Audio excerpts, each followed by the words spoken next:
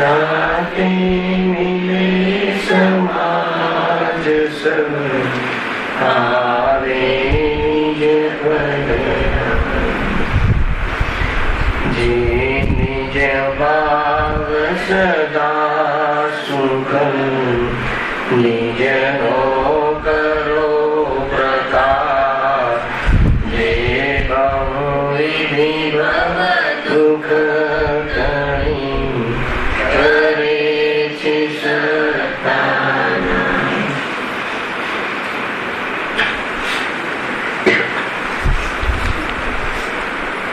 श्री मोक्ष मार्ग प्रकाशक ग्रंथ से त्रियाधिकार पर अपनी स्वाध्याय चालू रही से पेज नंबर 62 बस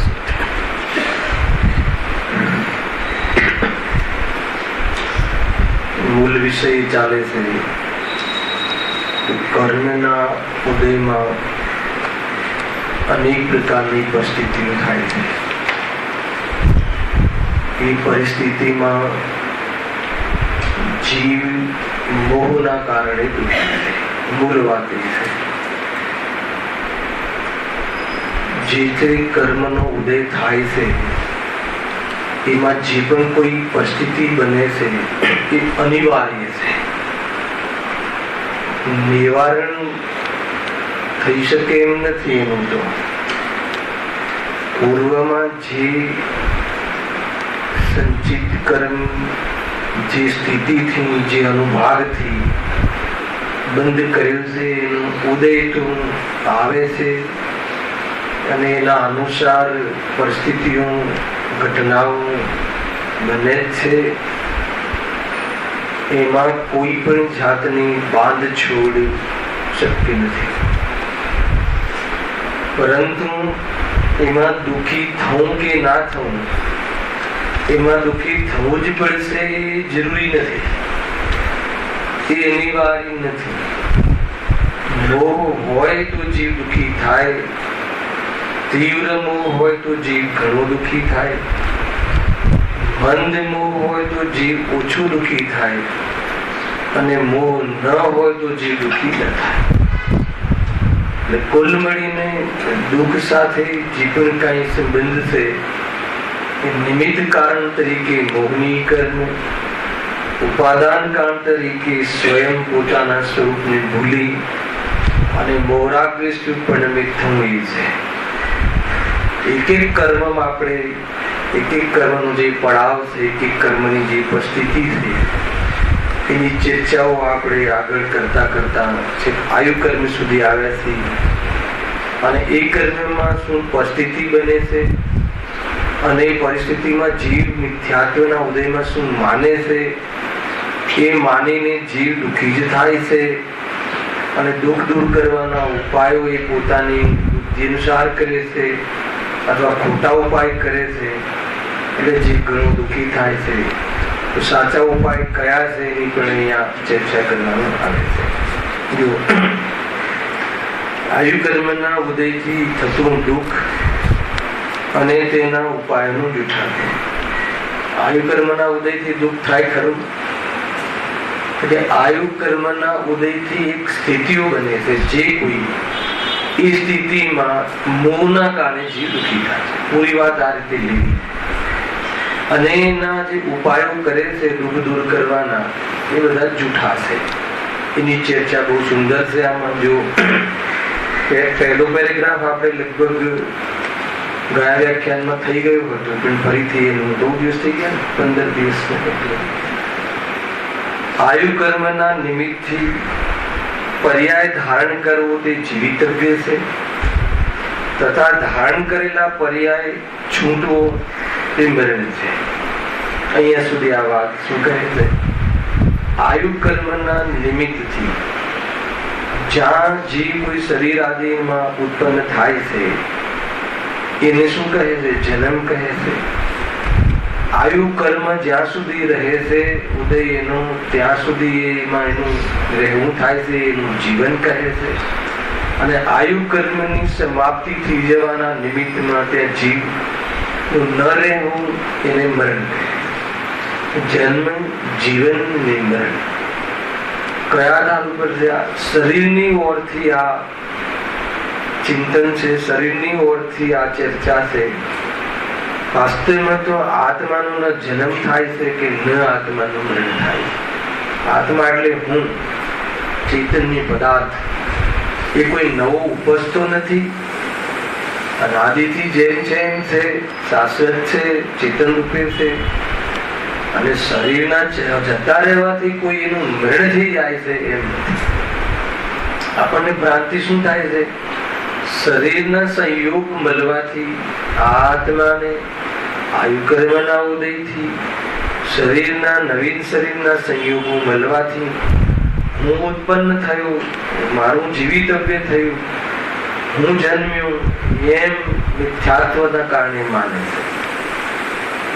એનાથી શું પ્રોબ્લેમ છે? એટલે શરીરનો વિયોગ પણ નિશ્ચિત છે, જેનો સંયોગ છે. તો એનાથી એને નિરંતર મરણનો ભય રહે છે, નિરંતર આકુળતાને પ્રાપ્ત થાય. મૂળ વાત એ છે. એને આગળ આપણે ચર્ચા આયુકર્મનું બીજા અધિકારમાં બહુ વિશેષ આપણે કરી હતી. આયુકર્મથી શું પરિસ્થિતિ બને છે જીવની સાથે, એની ચર્ચા આપણે ત્યાં કરી આવ્યા હતા બીજા અધિકાર. અને આ અધિકારમાં આગળ વાત છે. જુઓ, હવે આ જીવ મિથ્યાદર્શન આદિકથી એ પર્યાયને જ પોતાના સ્વરૂપ રૂપે અનુભવે છે. તેથી જીવિતવ્ય રહેતા પોતાનું અસ્તિત્વ માને છે, તથા મરણ થતા પોતાનો અભાવ થવા માને છે. અને આ જ કારણથી તને એટલે એને નિરંતર મરણનો ભય રહે છે, ને તે ભયથી સદા આકુળતા રહે છે. ખરા, આટલી ચર્ચા. મરણથી દુઃખ થાય છે. દુઃખ શાનાથી થાય? મરણના ભયથી દુઃખ થાય છે. મરણનો ભય શાના કારણે રહે છે? મોહના કારણે. કયો મોહ છે? કે શરીરના નીકળી જવાથી હું મરી જઈશ. ભયા કહે છે કે નથી મરતો, માન મારી વાત, એમ કહે છે આચાર્ય. શરીરના ભાવ થવાથી, શરીરના નષ્ટ થવાથી આત્મા નષ્ટ થાય છે, એ વાત ભ્રમ છે. શરીરનો સંબંધ નષ્ટ થાય છે, સંયોગ નષ્ટ થાય છે, એનાથી હું નષ્ટ થઈ જાઉં છું એ માન્યતાથી જીવ દુઃખી છે. તેનાથી પહેલે પ્રાપ્ત થાય. પણ પરમાર્થ શું છે? સંયોગનો વિયોગ થાય છે એ સત્ય છે, પણ સંયોગના વિયોગ થવાથી હું નષ્ટ થઈ જાઉં છું એ જૂઠ છે, પ્યોર જૂઠ છે. એ એક કહે છે. આયુકર્મથી કેવી પરિસ્થિતિ થાય છે એની ચર્ચા તમારે થોડી જોવી હોય તો બીજા અધિકાર પર થોડું વાંચી લઈએ. બહુ સુંદર છે. બહુ ટાઈમ થઈ ગયો ને, જો કારણ કઈ પેજ પર છે? હા, 44 બરાબર. અંતિમ કથન છે. આયુકર્મના ઉદય વડે મનુષ્યાદિક પર્યાયોની સ્થિતિ રહે છે. આની સ્થિતિ શું થઈ?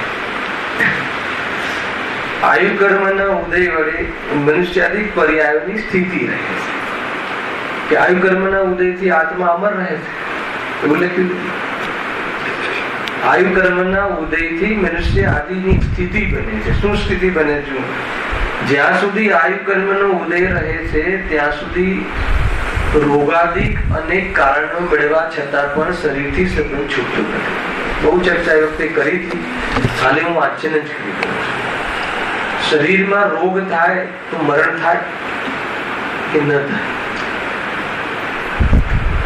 અચ્છા, શરીરનો અભાવ થાય તો મરણ થાય કે ન થાય? મરણ ક્યારે થાય? મરણ થતું જ નથી તો બધી ભય સાનો?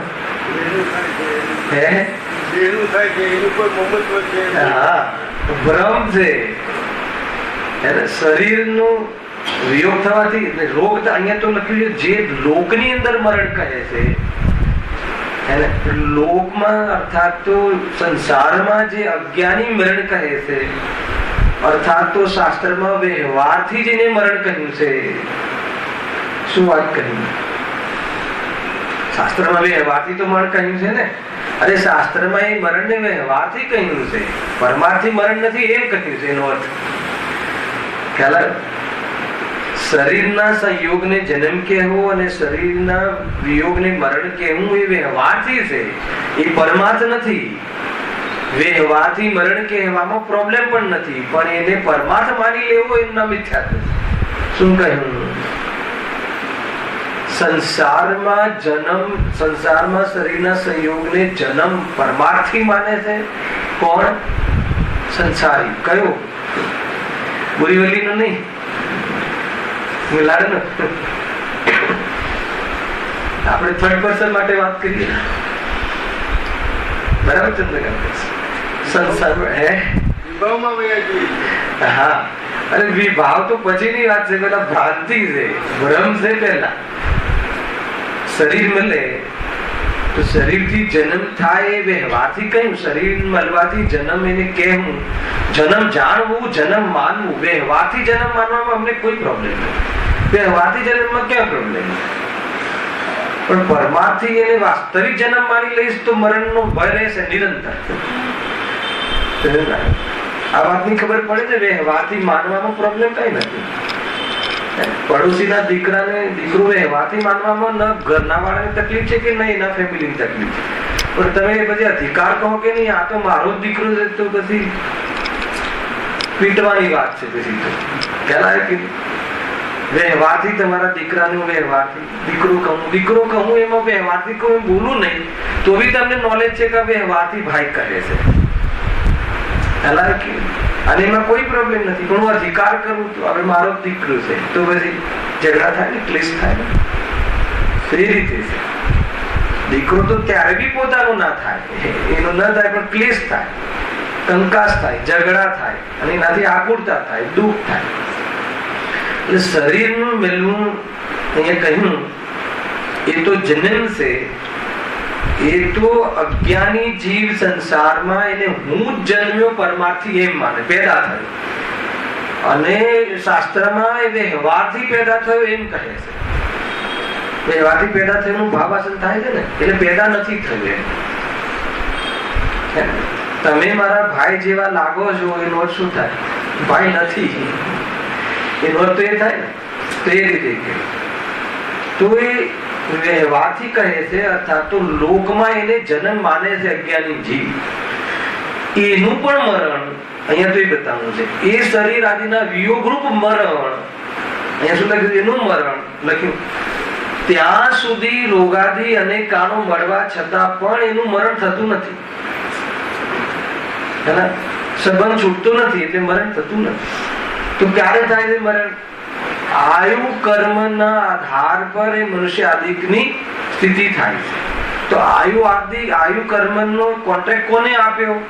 કે આટલા વર્ષ હું અહીંયા રહીશ એવો કોન્ટ્રાક્ટ કોને આપ્યો? તો કે જીવે આપ્યો. કોન્ટ્રાક્ટર છે આયુ કર્મ. કયો કોન્ટ્રાક્ટર છે? કે આ મનુષ્ય આદિમાં રહેશે, મનુષ્ય આદિ આયુમાં રહેશે, નરક આયુમાં રહેશે, કે દેવાયુમાં રહેશે, કે તિર્યંચ આયુમાં રહેશે, તિર્યંચ નું આયુ પૂર્વક રહેશે કે મનુષ્ય આયુ પૂર્વક રહેશે. એ આયુ કર્મની કોન્ટ્રાક્ટ છે. બરાબર છે. પછી કેટલી સ્થિતિ પર્યંત રહેશે એ પણ આયુ કર્મનો કોન્ટ્રાક્ટ છે.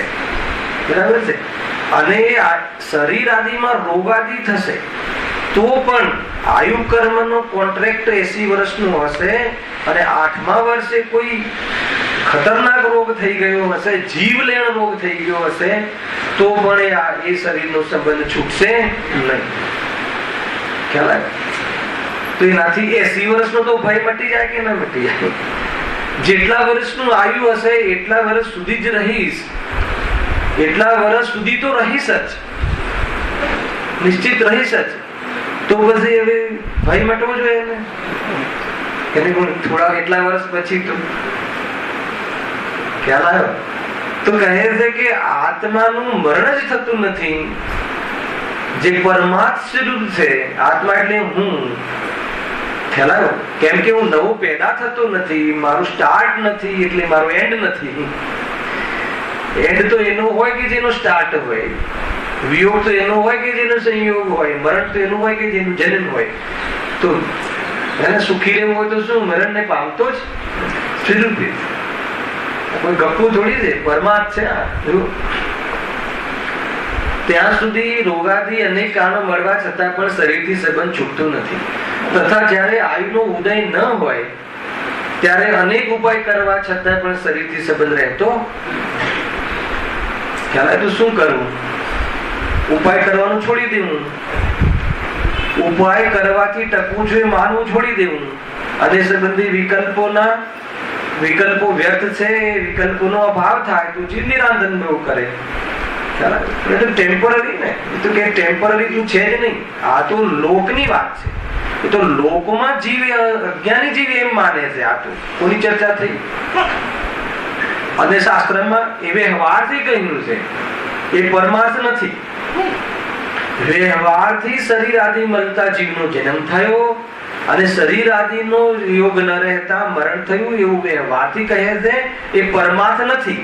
અને પરમાર્થ નથી એનો અર્થ કે મારું મરણ જન્મ નથી, એનો અર્થ કે હું અનાદિ અનંત છું, એનો અર્થ કે મારે ભય કરવાનું કોઈ કારણ નથી, એનો અર્થ કે શોકનું કોઈ કારણ નથી. તો હવે શું કરવાનું? આનંદ કરો. આનંદ કરવાનો કે આનંદ જ રહે છે.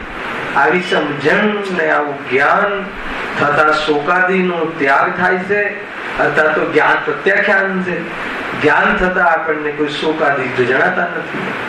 આખું ચેપ્ટર રાખી સુંદર છે વાત. જો પણ તે જ વખતે આ આત્મા અને શરીર જુદા થઈ જાય. જુદા હતા અને હવે ક્ષેત્રથી પણ જુદા થઈ જાય. એક ક્ષેત્રમાં મળ્યા હતા, ક્ષેત્રથી જુદા થઈ જાય છે. તો એમાં શું પ્રોબ્લેમ છે? જુદા હતા ને જુદા થાય છે ને. જે જુદું નથી એ જુદું થાય તો કમ્પ્લેન કરો શિવિંદર ભગવાનને જઈને. એને જ્ઞાન આદિ જુદું થઈ જાય, એવી ખેરાઈ જાય ગુણો, તો પ્રોબ્લેમ છે. પણ એવું તો છે ને. આ સંસારમાં જન્મ, જીવન અને મરણનું કારણ આયુ કર્મ છે. આ વ્યવહારના કથન છે, આ શાસ્ત્રમાં લખ્યું છે. એ તો આ અને એમાંથી બહારમાં એમ માને છે કે હું કોઈ રોગ મટાડી દઉં ને આ કરી દઉં, કોઈ ઉપાય છે નહીં. તો આત્મા એ વાસ્તવમાં આયુ પ્રમાણ રહે છે ને આયુ સમાપ્ત થતા એ શરીરનો સંબંધ છોડી જાય છે ને આત્મા એવો ને એવો રહે છે. જ્યું કા ત્યું, આત્મા તો જેમ છે એમ રહે. જ્યારે નવીન આયુનો ઉદય થાય છે ત્યારે નવીન પર્યાયમાં જન્મ થાય છે. વળી ત્યાં પણ જ્યાં સુધી આયુનો ઉદય રહે ત્યાં સુધી તે પર્યાયરૂપ પ્રાણોના ધારણથી જીવવું થાય છે. અને જીવવું એટલે રહેવું થાય છે. અને આયુનો ક્ષય થતા એ પર્યાયરૂપ પ્રાણોને છૂટવાથી મરણ થાય છે. બરાબર છે. સહજ જ એવું આયુ કર્મનું નિમિત્ત છે. અન્ય કોઈ ઉપજાવવા વાળો, રક્ષા કરવા વાળો કે વિનાશ કરવા વાળો નથી એવો નિશ્ચય કરો. એટલે લોકમાં પણ તમે જે જન્મ, જીવન અને મરણ કહો છો એનો પણ આધાર સ્વયં કરેલા પરિણામના નિમિત્તથી બંધાયેલા આયુ કર્મના સ્થિતિ અનુભાગના અનુસાર છે. બહારના કોઈ પણ પદાર્થના, કોઈ પણ વાતાવરણના, કોઈ પણ ઘટનાના, કોઈ પણ વ્યક્તિના ક્રોધના અનુસાર, એની માયાચારીના અનુસાર કે એના વેરના અનુસાર આપણું જન્મ, જીવન કે મરણ લોકમાં પણ નથી. ખ્યાલ આવ્યો કે નહીં? અને એ વ્યવહારમાં આયુ કર્મના આધાર પર જે જન્મ, જીવન, મરણ છે એ વાસ્તવમાં શરીરના આધારથી કહ્યું છે. ખરેખર આત્માનું તો ન જન્મ છે કે ન કોઈ શરીરના આધારે કોઈ જીવન છે કે ન કોઈ શરીરના વિયોગથી મરણ છે. શું કહ્યું? આટલી ખબર પડી જાય તો આયુ કર્મથી કોઈ ડરવાની જરૂર નથી. આયુષ્ય કોને હોય? કોને હોય? કોઈ પર્યાય વિશેષ ને.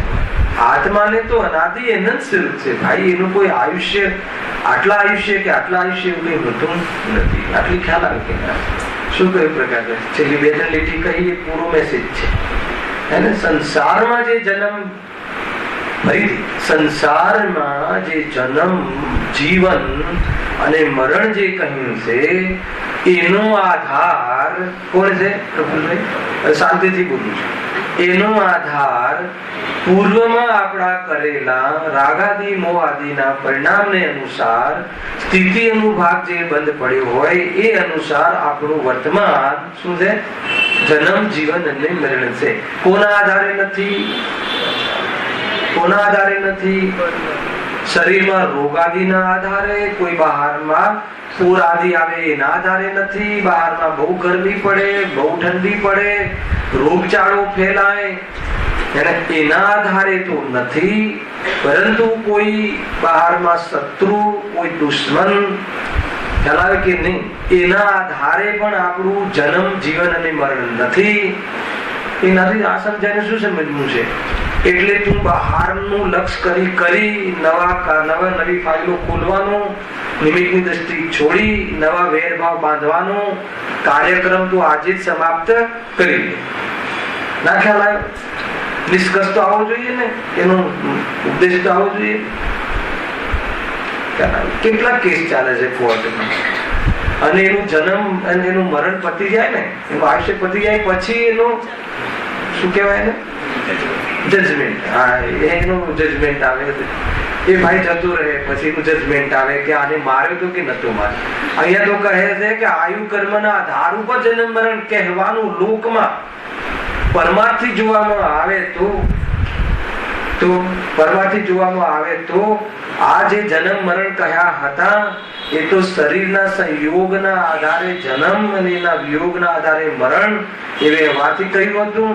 પણ શરીર મળવાથી કોઈ આત્મા નવો પેદા થયો અને શરીરના કારણે અહીંયા ટકેલો છે, હેને? શરીરમાં આયુ કર્મના આધારે ટકેલું છે, પણ આત્મા તરીકે તો અસ્તિત્વના કારણે ટકેલું છે. અને અસ્તિત્વ નામની શક્તિ જીવમાં કાયમી છે, એટલે જીવ અસ્તિત્વ તરીકે કાયમી ટકવાનો છે. પરંતુ મોહ છે ને, મારે તો આ શરીર અને આ શરીરના નિમિત્તથી સગાઓની સાથે કાયમી રહેવું છે. તમારી પાસે એવી કોઈ વ્યવસ્થા છે આની? હોય તો કહો તો બેસીએ બીજો 1 કલાક. દિલીપભાઈ, હેને? એવી કોઈ આ જે પૂતળું છે બહારનું સુંદર એને લાગે છે, એમાં કાયમી રહેવાય અને એના લક્ષથી એના દ્વારા જે બહારમાં સંયોગો, સંબંધો, હેને, પત્ની આદિના અવલંબનથી જે બહારમાં દીકરા દીકરી એના સંયોગમાં કાયમી રહેવાય એવી કોઈ વ્યવસ્થા છે? અરે તને કાયમી રહેવાનું વરદાન આપી દેવામાં આવે ને તો બી તું કહીશ ભાઈ હવે મને છોડો. આ ગેરંટી છે કે નહીં? આ તો મોહ છે, બદલતો રહેશે. એને ભરોસો નહીં તારા રાગનો. આજે કહે છે કે એવું વરદાન આપો કે આ કાયમી રહે મારું શરીર, દીકરી ને પત્ની ને બધું. થોડી વાર સુધી એમ કહીશ કે નહીં બદલો હો ખ્યાલ તો એ ચેન નહીં પડે તમને. એ ના કરતા જે અહીંયા કહ્યું છે ને સ્વરૂપ નથી ભાઈ, આવે છે ને. જો આપણને આ રાજુભાઈ 50 વર્ષ 60 વર્ષનું જે આખું અને આજે બહારનું શરીર અને આ જે સંયોગ મળ્યો છે એ આપણને પૂરી રીતે ક્યાં એક્સેપ્ટ છે? એટલા માટે 18 વર્ષમાં કેવા લાગીએ એવા પેતરા કરીએ છીએ કે નહીં? એટલે ઠેકાણા નથી, કાંઈ ઠેકાણા નથી. એટલે અને વાસ્તવમાં એ છે નહીં.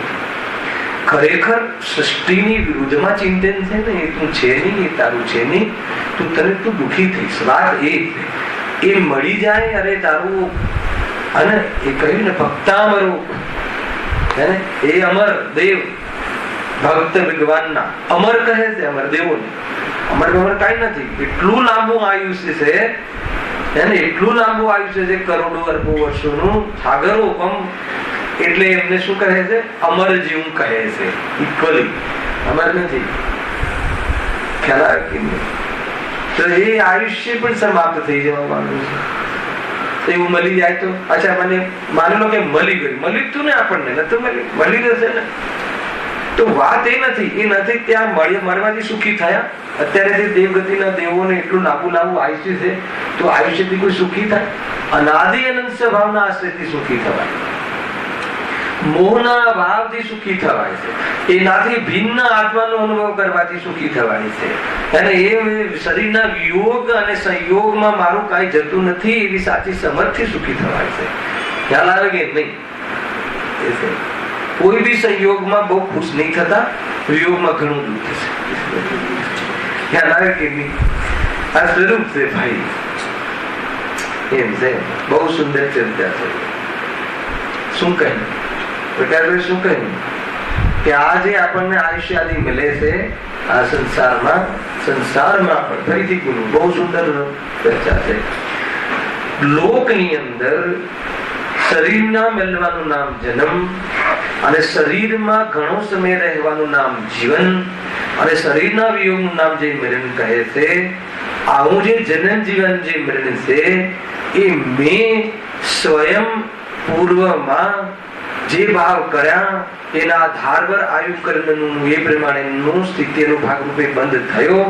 એના અનુસાર જન્મ જીવનને અહીંયા રહેવું અને એનું વિયોગ મરણ થવું બને છે. પરંતુ લોકની અંદર વાત આ બરાબર કોના અનુસાર નહીં, હે ને? અભક્ષ દવાઓ ખાઈ અને જીવન વધારવું, થોડા શ્વાસ ઓછા લઈ અને શ્વાસ વધારવું, લાંબા શ્વાસ લઈ અને એને થોડા લાંબા શ્વાસ લઈએ તો શું થાય? આયુષ્ય વધે. માનો કે ભાઈ કોઈએ વરદાન આપ્યું તથાસ્તુ બ્રહ્મા વાળા કે ભાઈ તારે 1000 શ્વાસનું આયુષ્ય છે, તો એટલો મોટો શ્વાસ લઉં 1000. આવું એક વાર સાંભળ્યું તું મેં દિલ્હી, હે ને, કે મોટા શ્વાસ લો તો આયુષ્ય વધે. મેં પૂછ્યું એ ભાઈને, મોટા શ્વાસ લેવાથી આયુષ્ય કેવી રીતે વધે? તો કે જો તમારા હિસાબે આયુષ્ય શ્વાસ ફિક્સ છે ને, તો અમારી પાસે રસ્તા પણ છે. ગવર્મેન્ટ ગમે એટલા કડક કાનૂન બતાવે પણ અમારી પાસે બારીઓ છે, ખબર તમને? તો કે તમે બનાવો કે 1000 શ્વાસ બનાવો, બરાબર છે? 1000 શ્વાસનું ફિક્સ કરતો આયુષ્ય જૈન ધર્મ પ્રમાણે ફિક્સ છે 1000 વર્ષનું, 1000 શ્વાસનું. પણ અમે શ્વાસ લાંબા લઈએ તો 1000 શ્વાસનો કાલ વધે કે ના વધે? એટલે મારું આયુષ્ય વધે કે ના વધે? બુદ્ધિ ખરાબ થઈ ગઈ છે.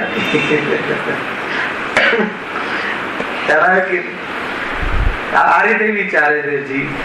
લોકમાં કાંઈ બી અને આવે છે એડવર્ટાઇઝ આયુષ્ય વધારવાના, અને તો આયુષ્ય વધારવાના ઉપાયો હોય તો અહીંયા કોઈ જાય અહીંયાથી જવા તૈયાર છે? અરે આકુરતામાં બોલે આ શરીર છોટે, આ રોગ થયેલો હોય, પણ એને કહો કે ચલો લેવા આવ્યો છે હમણાં, કૂતરા બહુ પસે છે, બહુ રડે છે, ના ના વાર છે. કૂતરા રડે એટલે હમણાં જ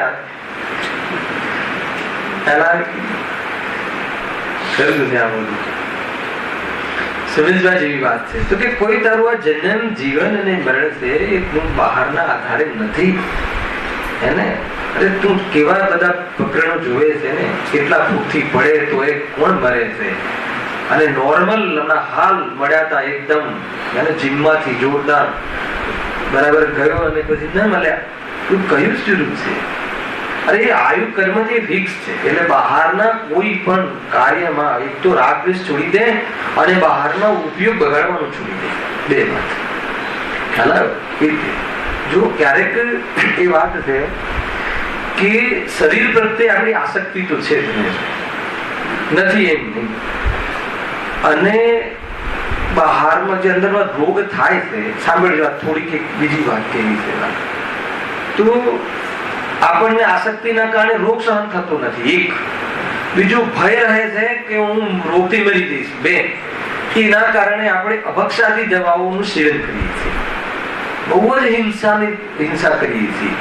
તો એ દવાઓથી બચવાના અર્થે જે નેચરલ જે છે શરીરની જે પ્રકૃતિ એના અનુસાર ડિસિપ્લિનથી જીવન જીવવામાં આવે તો આયુષ્ય તો ન વધે, ખ્યાલ? પરંતુ આ દવાઓ લેવાના અવસરો આવવાના ચાન્સ ઓછા થઈ જાય, બસ આટલી વાત છે. પણ એનાથી કોઈ મોક્ષ મળી જશે એમ નથી. એનાથી મુક્તિ જોઈતી હોય તો જે માનસિકમાં જે રોગ છે મોહરાગ દ્વેષ, એનો ભેદ વિજ્ઞાન અનુસાર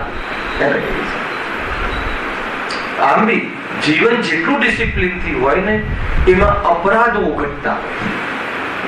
જીવન જેટલી સાદગીમય હોય ને એટલા અપરાધો થવાના ચાન્સ નથી. આ વાત તમે ધ્યાનમાં રાખજો. જીવનમાં આપણે અહીંયા જો જીવન તો નક્કી છે 50 વર્ષ, 60 વર્ષ, 70 વર્ષ, 80 વર્ષ કે 2 મિનિટનું, અને એ જીવનમાં વેદ વિજ્ઞાનના બલથી આત્મકલ્યાણ કરી લેવાનો 100% અવસર છે.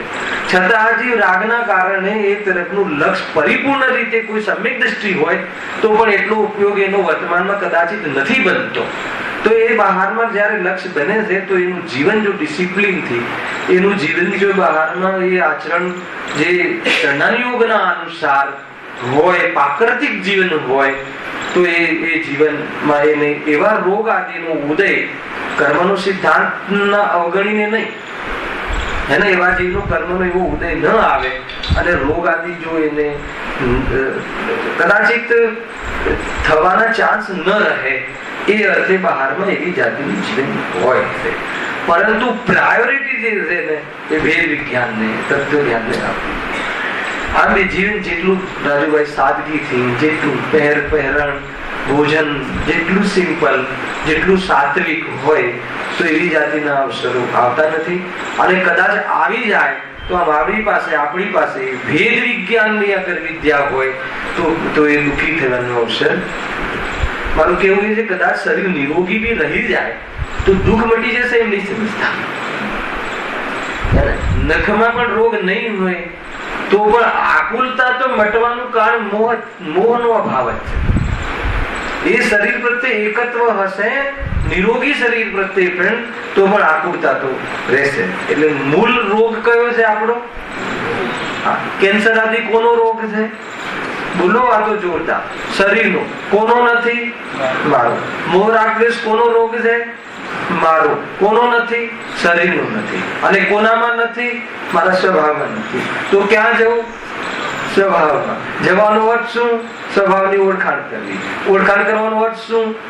એને એ ત્રિકાળ સ્વભાવ છે એવી પ્રતીતિ કરવી, શુદ્ધ અને સાત્વિક ને શાશ્વત. તો એનાથી શું થશે?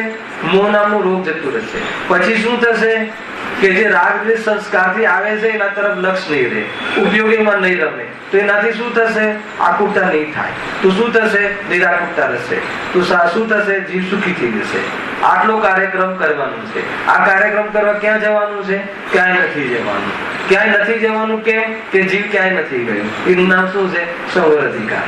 ખ્યાલ કે નહીં? આ રીતે બહુ મોજની વાત છે. આવા વાળું છે. હવે આડંબર છે ને મુનિરાજનનો જે દ્વેષનો, પણ એ આત્માનું રંજન કરાવે એવો પણ વેશ છે. આહા, ગુરુદેવ કે છે મુનિરાજનું જે સ્વરૂપ, એને ઠંડી તડકો બહારમાં કંઈ પણ પડે પણ કપડાનું અંદરમાં મોહ નહીં, શરીરથી ભિન્ન ભેદ વિજ્ઞાન, અને સુખી ના સુખી બહારની પરિસ્થિતિઓમાંથી જીવનું આયુષ્ય જતું નથી.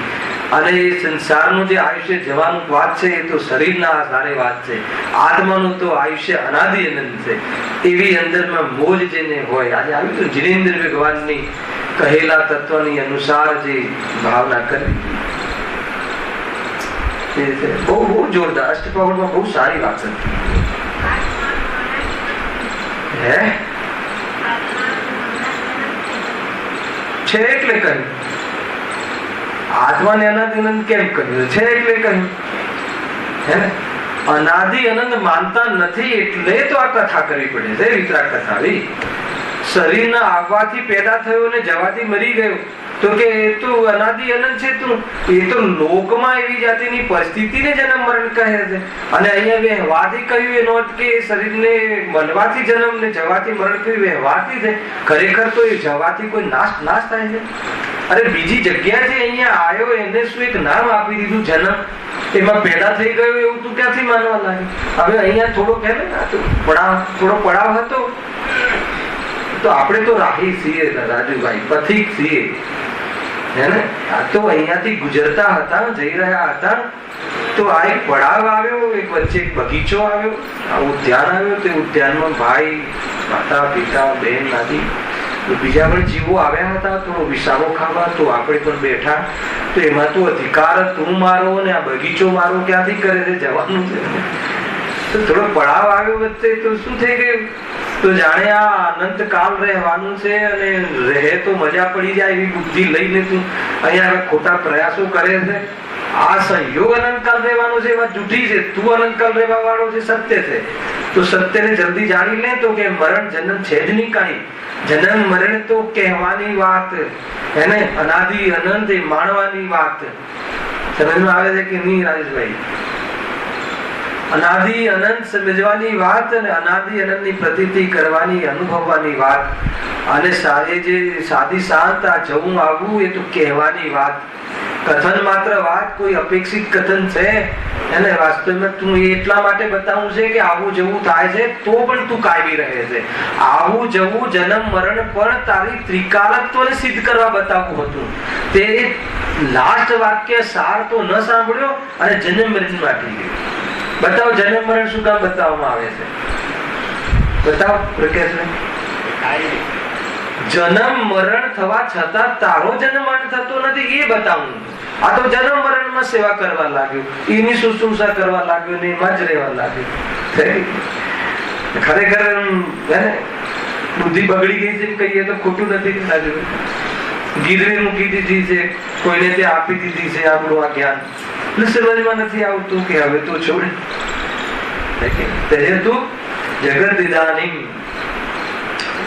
મોહા જન્મ લીધમ, અનાદિથી તું આ માનતો આવ્યો છે, હવે તો છોડ.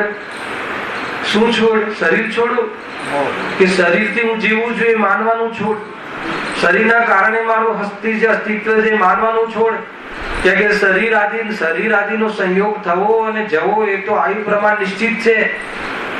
જુદા થયા અને મળ્યા એ તો કહેવાની વાત છે. બહુ જોરદાર વાત છે. સમજજો હે? હા હા, મારું કેવું છે, જો આટલી બધી વાત ગુરુદેવે કહી, સત્ય વાત છે, પણ અભિપ્રાયમાં કેમ કાંઈ થતું? મને એટલું બતાવો કે આ વાત સત્ય છે એટલું તો ખ્યાલ આવ્યો ને, બરાબર? તો એ સ્ટેજમાંથી તો નીકળી ગયા ને કે આ વાત સાચી નથી એવું માનવાના સ્ટેજમાં નીકળી ગયા. હવે આપણે એટલો તીવ્ર મોહ છે અને પેલો એટલો અભ્યાસ છે, રીઢા થઈ ગયા છે, એટલે આ વાત અહીંયા બેસે છે, ક્યારેક ક્યારેક કોઈ સંજોગોમાં પણ આ વાત બેસે છે, પણ આપણે વળી પાછા ઉલ્લાસ અભ્યાસમાં રહીએ છીએ. તો પછી શું કરવું કે આ ડોઝ વધારે આપવા. માની લો કે તમને તાવ 3 ડોઝ થી ઉતરી ગયું, વળી પાછો આવી ગયો, તો બીજા દિવસે શું કરવું? ડોઝ વધારવા, બદલવા નહીં. ડોઝ બદલવાનો નહીં. આ દવા માફક આવી ગઈ છે એટલું તો બાકી વાત છે ને, તો બીજો કોઈ ડોઝ નથી. ડોઝ વધારવા, બસ આટલું કામ કરવું. જ્ઞાનને આ વિષય વિસ્તાર, જ્ઞાનને તમે જે વિષય આપશો ને, થોડીક શ્રદ્ધા ઓલી ઉલટી દ્રઢ થયેલી છે અને જ્ઞાનને એ જ વિષય આપ કરીએ તો શું થાય? તો કે દ્રઢ થાય. પણ જો જ્ઞાનને આ વિષય બુદ્ધિપૂર્વક આપીએ, જયારે આ ડોઝ સાચો છે ખબર પડે, તો શું થાય? દ્રઢતા જે ખોટી છે એ ધીમી પડે અને ચાલશે. બહુ મોટી વાત છે કે આ વાત સત્ય લાગે, બહુ મોટી વાત છે. અને આ સત્ય વાત સાંભળવા વાળા કેટલા જેટલું. હું તો ખાલી જૈનોનો સંપ્રદાય પકડો તો બી આ સત્યવાદ દે તે હું નથી. રાગમાં ધર્મ નથી, શુદ્ધ ભાવમાં બંધન છે. શુદ્ધ ભાવ આજે તો આવ્યું ને, શુદ્ધ ભાવમાં જ વાસ્તવમાં શુદ્ધ ભાવ પ્રગટ કર. આપણે શનિવારના રાત્રિના ક્લાસમાં આવ્યું ને, એટલે શું આજે ઉદાહરણ લેવું હોય તો ક્રિયા તો એક મચ્છરે કઈ કરી છે? એક જીવને પણ માર્યો નથી, એક પણ ક્રિયા હિંસાત્મક નથી કરી, પણ નિરંતર ભાવ કરે છે. એને ઓલાને મગરમચ્છ મૂર્ખ લાગે છે, કંભાગ લાગે છે કે ભાગ્યશાળી નથી એમ લાગે છે, તો પછી ભાવ કરે છે એને લઈને 7મી નરકમાં પહોંચી જાય. ક્રિયા તો કરી નથી. કયો ભાવ થયો? એટલે કહે છે શુદ્ધ ભાવની પ્રેરણા આપે છે કે તું આત્માને પરથી બિનજાણ, હે ને? અરે એ ભાવના તું જલ્દી કર. ધીરેન્દ્ર ભગવાને કહેલી ભાવના તું ભાવ કર. મને બતાવો ભાઈ, એ બતાવો કે લોજિકલ આપણને આ વાત સમજમાં આવે છે. લોજિકલ ટૂન પ્રતીતિથી હાલ નથી કહેતો. બુદ્ધિમાં આ વાત જ્યારે આપણને એક્સેપ્ટ થાય છે તો પણ આપણને ઘણી રાહત થાય છે કે નહીં? તો એ પોઝિટિવ પક્ષ કેમ ના પકડીએ આપણે, હે ને? આપણે નેગેટિવ હજુ સુધી કેમ નથી એ વાત પર નહીં જાઓ. ઉજ્જવલ પક્ષ પકડો. ગુરુદેવે ક્યારે પણ નેગેટિવ વાત આવે ને તો પડવાની વાત. કોઈ કહે કે ચોથા ગુલિસ્તાને તો હવે બસ મુક્ત થઈ ગયો, તો કોઈ કર્ણાની યોગનો કોઈ વિદ્વાન પંડિત બેઠું હોય કે પ્રભુ હજુ તે પડી શકે છે ને, તો કે પડવાની વાત નહીં કર. અને તું કર્ણાની યોગથી કહેતો હોય ને તો પણ સાંભળ, એકવાર એ સમ્યક દર્શન થઈ ગયું ને, પડી ગયો હોય ને, તો અંતર્મુરતકમ ઢાઈ ભૂતગલ પરાવર્તનથી વધારે આ 4 ગતિ એને સંઘર્ષ નહીં. એ અહીંયાની કોટીનો જીવ જ નથી કે જાય પછી તો જશે ને. કેટલું ટકે? કદાચિત કોઈ જીવ પડી જાય સમ્યક દર્શનથી, એક વખત અનુભૂતિ કર્યા પછી, તો વધારામાં વધારે કેટલું રહે? અર્ધભૂતગલ પરાવર્તન ની અંદરમાં અંતર્મુરતકમ, એમાં કોઈ કાલ છે થોડોક, હજુ અજ્ઞાન અંતર્મુરત જેવા લઈ લીધું. ખ્યાલ આવ્યો કે એનાથી વધારે એના એ ત્યાં સુધી મિથ્યા દ્રષ્ટિ રહી શકે, પછી એને રહેવાની યોગ્યતા જ નથી. એટલે કે પડવાની વાત. એટલે તમે આ જીવને, મારા ચીનુભાઈને બી આ પ્રોબ્લેમ છે કે આટલું સાંભળીએ છીએ, કેમ ભાઈ આવે એકવાર ફોન તો આવી જાય 2 દિવસે, કેમ કઈ ઢીલા પડતા નથી, હલાવે કે નહીં. હું એમ કહું છું કે જેટલું થયું છે એના આધાર ઉપર થોડું પોઝિટિવ વિચારો. હલાવે કે વાત સત્ય છે એટલી ખબર પડી. અને આટલું સાંભળ્યા પછી આપણને જેવી પ્રકારનો પહેલા તાપ પડતો હતો, જેવું પહેલા ક્રોધ આદિ વધતો હતો, એવી જાતિનું પરિણામ નથી રહેતું. તો પોઝિટિવ વિચારીને ખરેખર આ થઈ શકે છે, આનો આ ભાવમાં સુખી થઈ શકાય છે એટલું તો નક્કી કરો. હવે આ ભાવ મારાથી હાલ થતો નથી, એવો પોશાક નથી ચાલતો, એ વાત જુદી, પણ આનાથી જ થશે એટલું નક્કી થઈ જાય ને, તો એ જીવ શ્રીમદ રાજચંદ્ર કહે છે કે આના ક્રમમાં મુક્તિ છે. ખ્યાલ આવે કે નહીં? આના ક્રમમાં મુક્તિ નિશ્ચિત છે. B positive. હલાવે કે નેગેટિવ સોચો જ નહીં. નેગેટિવ સૂચિને થાકી ગયા. નથી થઈ રહ્યું, એ કેમ નથી થઈ રહ્યું એ આપણને ખબર છે, પણ ઘણા જીવોને કેમ થયું એ પણ આજે ખબર પડી. અને આપણે કેમ નથી થઈ રહ્યું તો કોઈ બીજું કારણ નહીં, હું મોહમાં ડૂબે છું એટલે, પણ એના અભાવ થવાથી સુખી થવાય છે એ પણ ખબર પડે છે જોડે. તો એ નહીં પકડો, પોઝિટિવ એપ્રોચ રાખો. કોઈ પણ જગ્યાએ કોઈ બી વ્યક્તિમાં લક્ષથી પણ અગર તમારે શાંતિ રાખવી હોય ને તો એની પોઝિટિવનેસ જુઓ, નહીં તો પાગલ થઈ જશે. પ્રફુલભાઈ આમ છે, નથી આવતા, સાંજે નથી આવતા, સવારે આવે છે, શાંતિ રાખ ને. સાંજે નથી આવતા, આમ નથી આવતા, આમ નથી આવતા, દુઃખી થઈ જશે. જે આવે છે પોઝિટિવ જોઈને તને શાંતિ થઈ જાય તો પોઝિટિવ આ જ છે રાઈટ. દીકરા દીકરીઓમાં પોઝિટિવ સાઈડ જોજો, નહીં તો પરેશાન થઈ જશે. કેટલું ભણે છે જોજો. અને આવે છે ગુરુદેવ કહે કે 99 માર્ક આવે પણ 1 માર્ક ના આવે એનું દુઃખ કરે, મૂર્ખ છે. 99 માર્ક આવે એનું સુખ માનને, તો 1 માર્ક નથી આવે એનું દુઃખ ભૂલાઈ જશે, તો 100 થઈ જશે. આ એક પોઝિટિવનેસ છે. જૈન ધર્મ વાસ્તવમાં બલ પ્રેરક વસ્તુ છે. અરે આપણને ખબર છે પર્યાયમાં નબળાઈ છે, પર્યાયમાં મિથ્યાત્વ છે, ટેન્શન નહીં કરવું. પર્યાયમાં મિથ્યાત્વ છે. મિથ્યાત્વ એટલે આ શરીર હું છું માનું છું, પણ એ શરીર એમ નથી થઈ ગયું, એનું જ્ઞાન પણ સાઈડમાં ચાલે છે. તો એ મિથ્યાત્વ બહુ નહીં ટકે, ચિંતા નહીં કરે. પર્યાયનું યથાર્થ જ્ઞાન કરજો, પર્યાયને પકડીને ચિંતા નહીં કરતા. શું કહ્યું? પર્યાયમાં જેટલી ભૂલ છે એનો સ્વીકાર કરજો, પરંતુ એ જ્ઞાન સુધી જ સીમિત છે, પણ એ ભૂલ પડે છે. અરે તો ભૂલ છે, સ્વરૂપ નથી. જોડે એ વાતને જાગૃત રાખ. આનંદ છવાઈ જશે. એ ભૂલ છે ને, એ ભૂલ ઘે બની જશે. ભૂલ તમને તમારામાં નહીં દેખાય, ભૂલમાં ભૂલ દેખાશે. આત્મામાં ભૂલ નથી એ દેખાશે. મિથ્યાત્વ જતું રહે.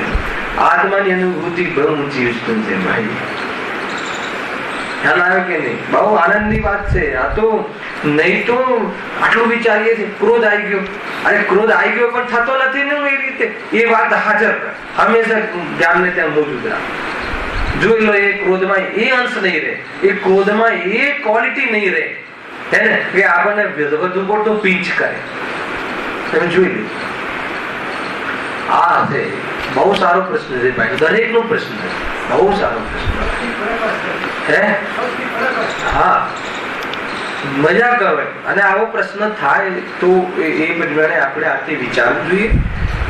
નહીં તો માનો કે સિમંદર પરમાત્મા છે, ટાઈમ થઈ ગયો છે ભાઈ. સિમંદર પરમાત્મા છે તો અતુલ્ય બળના ધારી છે, હે ને, તો પણ સિદ્ધની પર્યાય એમનું અંતિમ ગંતવ્ય છે, તો કેમ ખેંચી નથી લાવતા? જેટલું છે ને ભાવ મોક્ષ છે ને, આનંદ ચતુષ્ટયમાં આનંદ લઈ રહ્યા છે ને. બહુ ઊંચી વાત કરી છે નિસારમાં. તારી પાસે નાનો દીપક હોય કે મોટો દીપક હોય, અજવાળે છે એ મહત્વનું છે. તારી પાસે જેટલું જ્ઞાન ખુલ્લું છે, જેટલી તારી પાસે સમજ આવી છે, જેટલી તાકાત, જેટલી પોઝિટિવનેસ આવી છે, એને તું પકડ. એ એપ્રોચ ને વિશેષ હવા આપ.